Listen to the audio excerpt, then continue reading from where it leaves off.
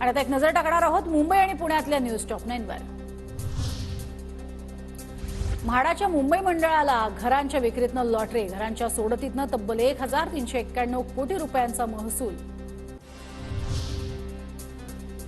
मुंबईमध्ये वर्षभरात 50,000 टीबी रुग्ण, गेल्या वर्षाच्या तुलनेत यावर्षी रुग्णसंख्या कमी।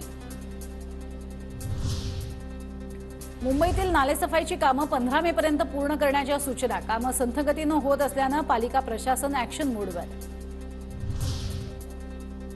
मुंबईतल्या दादरमध्ये दादर सांस्कृतिक कला मंचच्या वतीनं होळी साजरी आणि धुलीवंदनाच्या महोत्सवात मुंबईकरांचा मोठ्या संख्येनं सहभाग।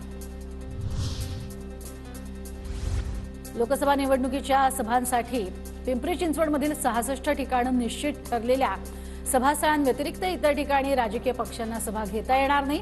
भोसरीमध्ये पीएमटी चौक, शाहू महाराज मैदानांचा समावेश। सावित्रीबाई पुणे विद्यापीठाचा 99 कोटींचा तुटीचा अर्थसंकल्प, 2022-23च्या तुलनेत जवळपास 30 कोटींनी तुटीत वाढ। पुणे रेल्वेकडनं मेट्रो स्टेशन परिसरामध्ये तिकीट वेंडिंग मशीन, प्रवाशांच्या सुविधेसाठी पुणे रेल्वेचं पाऊल। आकाशवाणी पुणे केंद्राचं एप्रिलपासून संध्याकाळचं प्रसारण होणार, गेले 2 वर्ष संध्याकाळचं प्रसारण बंद, अखेर पुण्यातील श्रोत्यांच्या मागणीला यश।